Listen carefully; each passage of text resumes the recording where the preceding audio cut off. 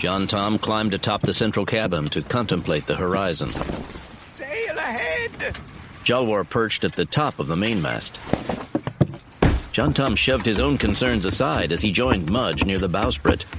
Stare as he might, he saw only empty horizon. Mudge had no difficulty in matching the ferret's vision. I see you, mate. What does she look like? Rigged normal, not like this thing. Big, 2 rows of oars. That I don't like. Why not? Think about it, mate. Only a fool would try rowing across an ocean. Only a fool, and them that's given no choice in the business. The visitor bore down on them fast. Soon Jon-Tom could make out the silhouette. Can you see a flag? Mudge began to shake. That's all she wrote, mate. There's a heart with a knife through it flying from the yardarm. Pirates! He raced sternward, Jon-Tom hurrying after him. I thought only traders traveled to Glittergeist. The high traders and them that preys on them. The otter danced around Roseroar. Do something, you bloody great caricature of a courtesan! Roseroar put the wheel hard over.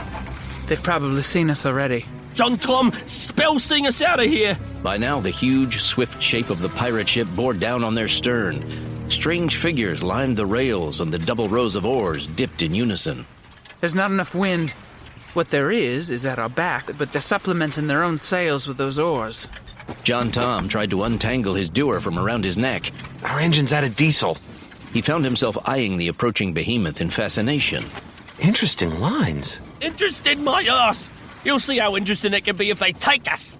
I'm afraid I don't know many songs about boats, and none at all about pirates. See, where I come from, they're a historical oddity. Not really a valid subject for contemporary songwriters. Screw what's contemporary! Sing something! Stand by to repel boarders, y'all! Jon-Tom put the dewar aside. No time for playing. The upper deck of the pirate ship loomed over them. Arrayed along the rail, he saw the oddest assortment of creatures he'd encountered since landing in this world. One massive, dirty-furred polar bear, missing an ear, stood alongside 3 vicious-looking pikas armed with 4-foot-long lances. A pair of lynxes caressed chipped battle axes and prepared to swing down on ropes dangling from a boom. Next to them, a tarsier equipped with oversized sunglasses aimed a bow at the sloop. Take him! The snaggle-toothed old bobcat leapt boldly over the side, swinging a short scimitar over his ears, and landed on the club end of Jon-Tom's ramwood staff. A crack resounded as a rib went. As the bobcat slid over the side, a coyote came down a rope dangling above Roseroar, intent on splitting her skull with a mace. The tigress's swords flashed in unison. 4 limbs went their separate ways as the coyote's limbless torso landed on the deck, spraying blood in all directions. Jon-Tom fought for control of his stomach as the attackers began swarming over the side in earnest. The sheer numbers meant the end came quickly. The spearmen backed off, yielding their places to archers who aimed at the tigress. Being a brave warrior, but not a suicidal one, she nodded and handed over her weapons. The pirates swarmed over her with chains and steel bands, binding her in such a way that if she tried to exert pressure on her bonds, she would only end up choking herself.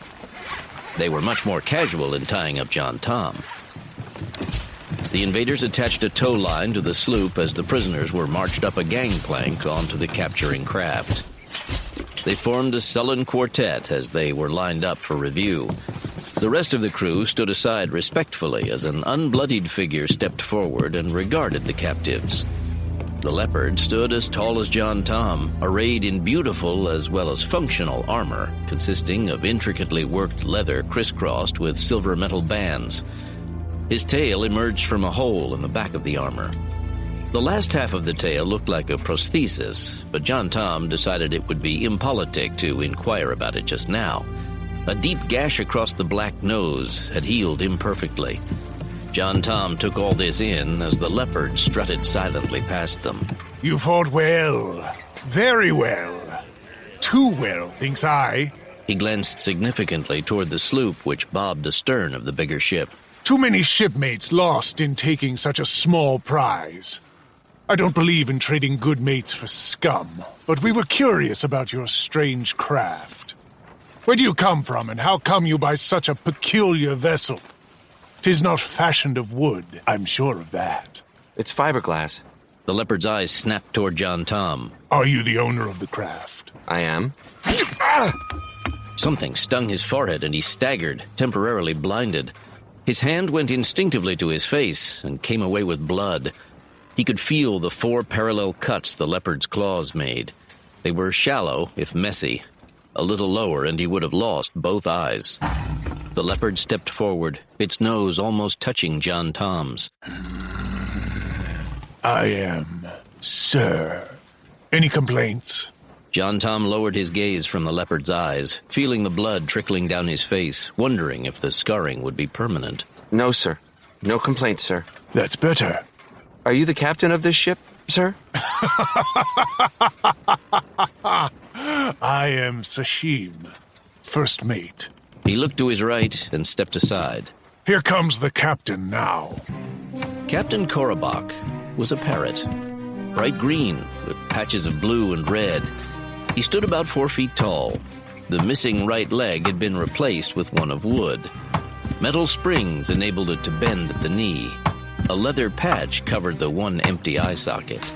Korobok wore a kilt, the fashion among the feathered citizens of this world. Unpatterned and blood red, it matched to his crimson vest. The absence of a design showed he had abandoned his clanship. Unlike many other of the flyers Jon-Tom encountered, he wore no hat or cap. A narrow bandolier crossed the feathered breast. Sun glinted off the dozen tiny stilettos it held. The remaining bright blue eye flicked back and forth between the prisoners. These be all the crew of our prize? He looked up at the first mate, and Jon-Tom saw the powerful leopard flinch back. Korobok made eye contact with each of his own crew in turn. A brave bunch you are. A bloodthirsty, death-dealing collection of infants. Infants, the lot of you. He cocked his head sideways to gaze at the prisoners. Now then, where be you four-boned? Just a few days out from the Talea home. We were just on a little fishing trip, we were, and... The wooden leg caught the otter between his short legs. Mudge turned slightly the color of the captain as he grabbed himself and collapsed on the deck. Mudge held his peace, along with everything else. The blue eye fastened on Jon-Tom. Perhaps you be smarter than your sour-whiskered companion. Where be you bound, man? Snarkin? Now, that makes sense. A sensible one. You be a strange specimen, tall man. Be you from the region of the Bellwoods? I am. Fortunately for you, I am in a good humor this morning. You two... He indicated Mudge and Jalwar. ...can start cleaning out the bilges. And you, tall man, what be you good for? I can fight, too. I'm also an entertainer. A troubadour by trade. Well, 'tis true. We could do with a bit of song on this scow from time to time. He gave his crew a look of disgust. I gets tired of listening to the drunken prattling of this uncultured bunch. My instrument's on board our ship, along with the rest of our personal effects. I expect we'll find it in due course. You're in a rush to demonstrate your talents? At your leisure, sir. Jon-Tom felt the back of his indigo shirt beginning to cling damply to his skin. It's only that it's a fine instrument. I'd hate to see one of your refined crew reduce it to kindling in hopes of finding gold or jewels inside. They wouldn't. Rest assured, they'll mind their stinking manners. Take 'em below and lock 'em in the brig. Let 'em stew there for a bit. These two also. Sashim pointed to Jalwar and Mudge. Aye, the bilges'll wait. Let 'em share each other's filth for a while. By the time I decide to let them out, they'll be clamoring to get to work.